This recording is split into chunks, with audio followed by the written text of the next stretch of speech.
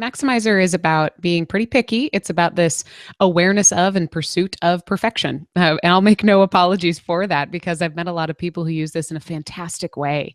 If you take a look at our companion guide, you'll take a look at the long definition. A few things I want to pull out for you so that we can all truly understand Maximizer.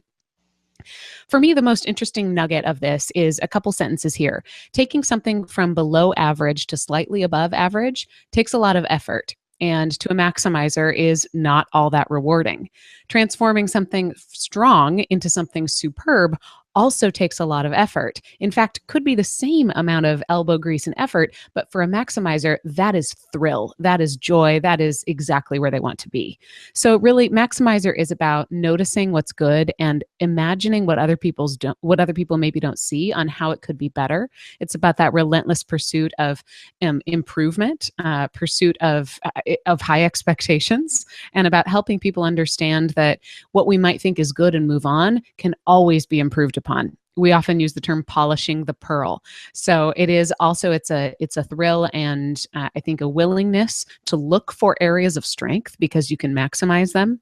Very often we lump in the idea of focusing on strengths to maximizer, although I think that could probably be applied across all 34. But specifically in this long definition, you'll notice things like the natural sorting of strengths means that others may see you as being a very discriminating person. When you've got high maximizer, you're attracted to people who seem to have found and cultivated their own strength. You tend to avoid those who want to fix you or avoid those who think that the goal should be to be well-rounded. You really instead would prefer to sharpen those areas that you're already great in and think about the infinite potential that exists in areas of strength. You don't want to spend your life bemoaning what you lack. Rather, you want to capitalize on the gifts with which you already have. It's more fun, it's more productive, and counterintuitively, it's more demanding. And I think Maximizer does have quite a bit of effort and energy behind it that really can say, when I'm focusing on an area that is worthy and that's already working, I can see how it can work even better, and I can see what that looks like. So let's talk about what Maximizer looks like specifically in leaders. I think in great leaders with Maximizer, they use it to influence others. At the onset, think of just a project. If you're leading a team through a project, at the onset of that project, it can be seeing improvement in greatness. Think about that. Think about being able to see how something great could get better. That's a vision that a lot of us don't have. And at the conclusion of a project, it's stretching the expectations even higher. Instinctive awareness of really what's best. I think it's something that you can enhance as a leader by making sure that you are studying top performers, that you're paying attention and gathering information and staying curious about who's the best and what kind of products are the best and what is that transformation process of taking something from good to even better and to best. I also think it's important for leaders with Maximizer, kind of how do we use this? How do we coach this talent? Think about how do you translate that upper echelon of performance into your organization. So you might be a huge sports fan and lead an organization that has very little to do with sports, but you're probably studying the very best, and you're probably studying maybe a favorite team based on their turnaround story or their ability to perform. How can you find the links there? How can you find those links and then translate them into a reminder of the value of high performance for your organization? I also think in the leaders who I've coached who have high maximizer, it's incredibly important to be upfront and talk about expectations for yourself with maximizer. If you're an individual contributor who maybe isn't in charge of leading other people, you can never be good enough, and that can be okay. You can have incredibly high expectations of yourself, and that's just how you operate. When you're leading others, that can come across as kind of difficult to follow if they know that, gosh, even if I give you my best, it's just never going to be good enough. It has a very different connotation when you're in charge of other humans. So think about, what are you translating in terms of expectations? What does great look like? What does better look like? And then I also think it's important just to say, hey, when do we move on? Because there's always going to be something that you can polish again. And I don't want you to hear that as turn down that maximizer. I want you to hear it as there's other things to maximize, which oftentimes can be difficult for folks with maximizer to who can continue to polish until things are better and better and better. Understand that if you dwell on that and keep sort of the hamster wheel going, maybe at the end of something when it truly is excellent, you're missing out on other opportunities to turn good into great. Just some personal reflection if you are a leader with maximizer. Think about how important it is to truly be authentic in leadership, which is why we're even doing all of season 3 around leadership, is this importance of not just knowing your craft, but knowing yourself and being able to translate that to your followers.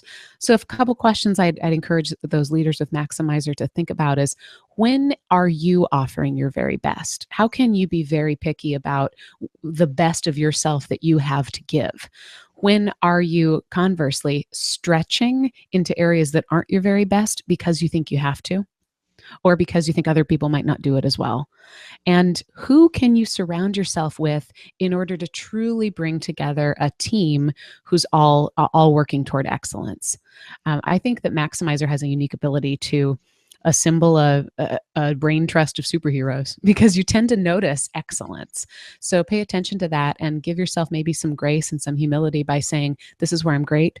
This is where I'm less than great. And since I've got those high expectations, maybe that's an opportunity to look for some support systems and some partnership. The final thing I want to talk about before bringing in our guest is those 4 needs of followers. So Maximizer absolutely can be excellent at creating trust, stability, compassion, and hope. I'm going to ask Jim in a moment whether there's any of these that feel easier or more linked to Maximizer than others. But let's start with trust. I think you can build trust with Maximizer by admitting your strengths and allowing for partnership. Again, that same sort of authenticity exercise we talked about in some personal reflection. What is the best of use of your talents on this project? And don't let your talent be, I have high expectations, because that'll occur across every single project. You're always going to be that person with high expectations. Get specific. Think about your other themes. Think about your skill set. Think about your values. Where can you really be the best? And how can you make sure that you're offering that and you're telling people that that's what they can expect?